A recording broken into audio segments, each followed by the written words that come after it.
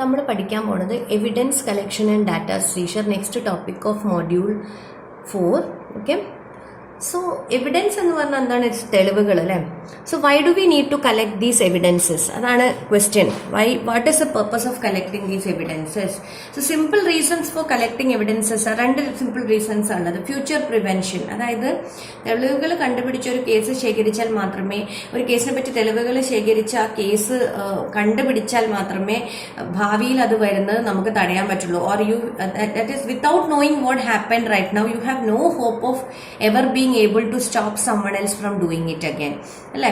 അപ്പം അതാണ് തെളിവിന്റെ ഒരു തെളിവ് കണ്ടുപിടിക്കുന്നതിന്റെ മെയിൻ റീസൺ. തെളിവ് കണ്ടുപിടിച്ച ഒരു കേസ് തെളിയിച്ചാൽ മാത്രമേ ഭാവിയിൽ അത് അങ്ങനെ ഒരു സിറ്റുവേഷൻ നമുക്ക് അവോയ്ഡ് ചെയ്യാൻ പറ്റുള്ളൂ ടു എ ഗ്രേറ്റർ എക്സ്റ്റെന്റ്. ഇനി what is the next reason? Responsibility. Attacker is actually responsible for the damage. അപ്പോൾ അയാളെ നിയമത്തിന്റെ മുന്നിൽ കൊണ്ടുവരാൻ this is the only way with proper evidence, present it in court of law, and the only way to bring him to justice is with adequate evidence to prove his actions. അയാൾ അത് ചെയ്തിട്ടുണ്ടെന്ന് തെളിയിക്കുന്ന രീതിയിലുള്ള തെളിവുകൾ കൊണ്ടുവരാം. പിന്നെ the victim, attack ചെയ്യപ്പെട്ട ആൾക്ക് he also has a responsibility towards a community, right? അപ്പം അതായത് സൊസൈറ്റിനോട് റെസ്പോൺസിബിലിറ്റി ഉണ്ട്. അയാൾ ഇത് പുറത്ത് പറഞ്ഞാൽ മാത്രമേ, ഇത് നോർമൽ കേസിന്റെ കാര്യം ഞാൻ പറയുന്നത്, ഇങ്ങനെ ഒരു സംഭവം നടന്നു പുറത്തു പറഞ്ഞാൽ മാത്രമേ ഭാവിയിൽ ഇത്തരം സിറ്റുവേഷൻസ് വരുമ്പം എന്താ പറയാ, even the people in the society is aware of situations like this. So victim has a responsibility to the community. Information gathered after a compromise can be examined and used by others to prevent further attacks. So these are the two basic reasons why we need to collect evidences. Okay, now there are two types of collection options. Evidence collecting two options under. First one is pull the system off the network and begin collecting the evidence. It's a computer system. അതിന്റെ നെറ്റ്വർക്കിലേക്ക് ഒന്നും attach ചെയ്തിടാതെ അന്ന് evidence collect ചെയ്യുക. അങ്ങനെ collect ചെയ്യുന്ന evidence normally it is insufficient. In this case you may find that you have insufficient evidence. Now the next type of collecting evidences, system okay network ഒക്കെ connected ആണ്. You may have to attempt to monitor the intruder. Okay, you may accidentally alert the intruder while monitoring and cause him to wipe his tracks anyway necessary, destroying the evidence as he goes. Okay, so one is leave the system online and monitor it. Okay, monitor the attempt of an intruder. That is one way. Another way is pull the system off the network and begin collecting the evidence. Now, usually there are several obstacles while collecting digital evidences or computer related evidences. Computer transactions are normally fast and they can be conducted from anywhere. Okay, they can be encrypted or anonymous and have no intrinsic identifying features such as handwriting, signature to identify ആരാണ് ഇതിന് responsibility ആയതെന്നൊക്കെ മനസ്സിലാക്കാൻ ഒരു word document ഒക്കെ എടുത്തു കഴിഞ്ഞാൽ മനസ്സിലാവോ? ഇല്ല. That is hand writing ഫീച്ചേഴ്സോ അല്ലെങ്കിൽ സിഗ്നേച്ചേഴ്സോ ഒന്നും ഉണ്ടാവില്ല കമ്പ്യൂട്ടർ റിലേറ്റഡ് ഡോക്യുമെന്റ്സിലോ what ever is related to computers. Very difficult. Any paper trail of computer records that may leave can be easily modified, അല്ലെങ്കിൽ it can be altered. Digital evidence ആണ് ഏറ്റവും easily alter ചെയ്ത് modify ചെയ്ത് തെളിവുകളെ നശിപ്പിക്കാൻ ഏറ്റവും എളുപ്പം digital എവിഡൻസുകളാണ്.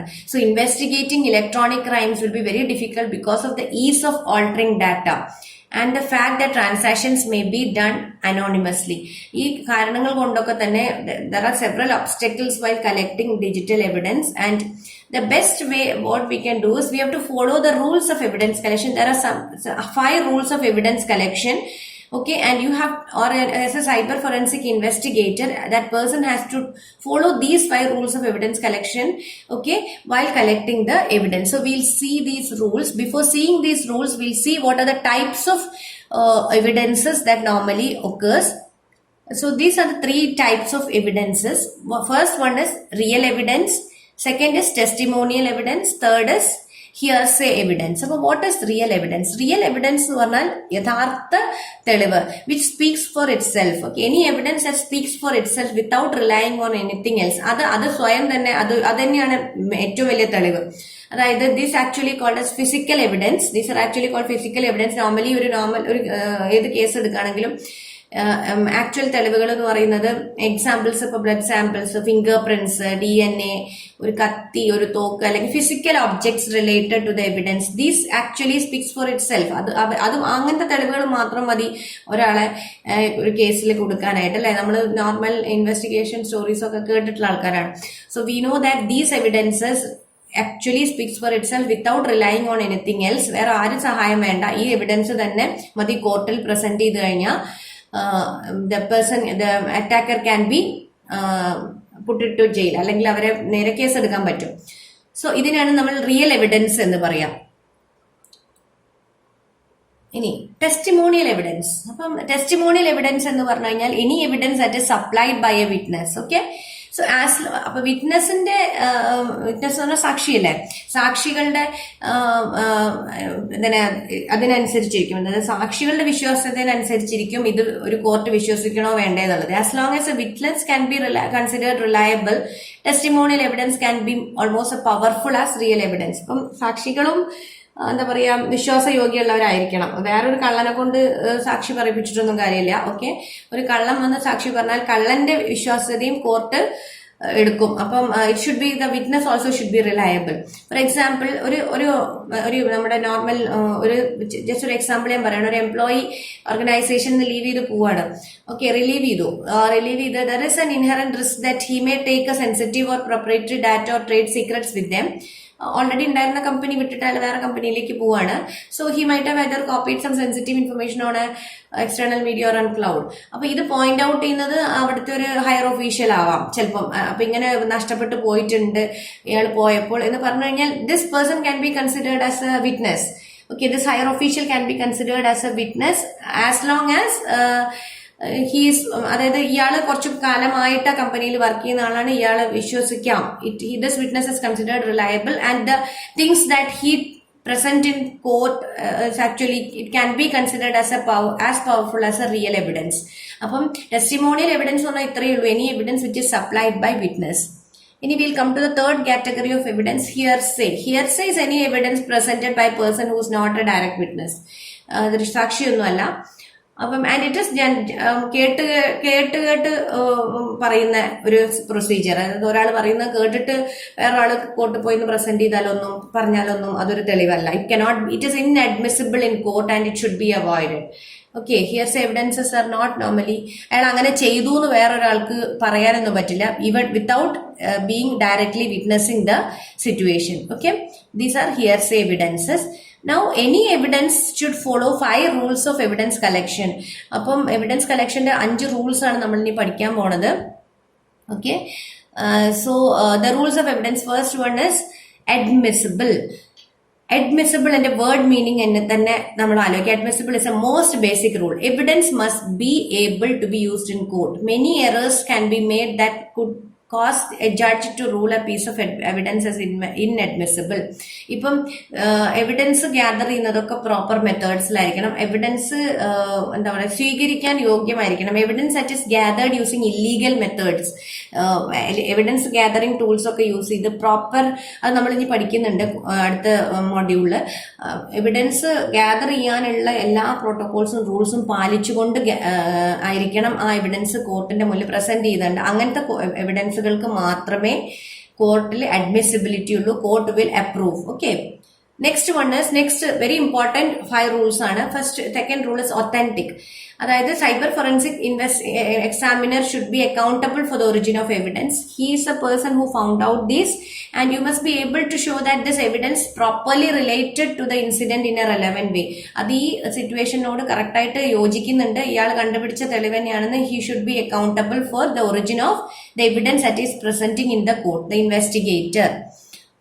That is authenticity. Now complete. It's not a third property അല്ലെങ്കിൽ third characteristics, third rules of an evidence collection is it's not enough to collect evidence that just shows one perspective of incident. ഒരു കഥയുടെ ഒരു വശം മാത്രം പറയുന്ന രീതിയിലുള്ള ഒരു evidence ആയിരിക്കരുത് കോർട്ടിന്റെ മുന്നിൽ. It should cover all the perspectives of a story. When evidence is presented, it must be clear and complete and it should reflect the whole story. It is not enough to collect evidence that just shows one's perspective of the incident. Presenting incomplete evidence is dangerous than not providing any evidence at all, as it could lead to a different judgment. അതായത് ഒരു പകുതി story present ചെയ്തിട്ട് കാര്യമില്ല.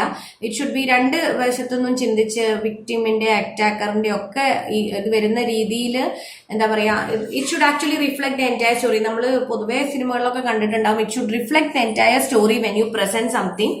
Okay, അത് പകുതി present ചെയ്ത് കഴിഞ്ഞാൽ it is more dangerous than ഈ വിത്തൗട്ട് നമ്മളൊരു എവിഡൻസ് കൊടുക്കുന്നതിനേക്കാളും ഡേഞ്ചറസ് ആണ് ഒരു എവിഡൻസ് പകുതി പ്രസന്റ് ചെയ്യാന്ന് പറഞ്ഞാൽ. പകുതി പ്രസന്റ് ചെയ്യാന്ന് പറഞ്ഞാൽ പകുതി we are not complete with we have not collected the evidence properly. Now, reliable എന്ന് പറഞ്ഞാൽ your evidence collection analysis procedures must not cast doubt on the evidence authenticity and veracity.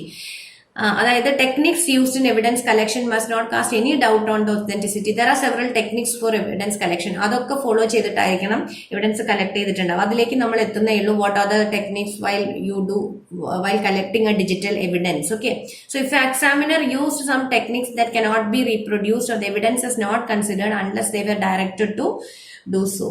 അതായത് എന്താ പറയാ, നമ്മള് ഒരു എവിഡൻസ് കളക്ട് ചെയ്യുമ്പം അതിന്റെ if it is അതൊരു എന്താ പറയാ സംശയത്തിന് ഇടയാക്കുന്ന രീതിയിൽ ആണ് നമ്മൾ എവിഡൻസ് അവിടെ പ്രസന്റ് ചെയ്തതെന്ന് വെച്ചാൽ even it is more dangerous, right? ആ സിറ്റുവേഷൻസ് ഒന്നും റീപ്രൊഡ്യൂസ് ചെയ്യാൻ പറ്റുന്നില്ല. If the examiner use some techniques which is actually he used in while collecting the evidence, and if he is not able to reproduce those techniques there, that goes in vain. Whatever he has done goes in vain.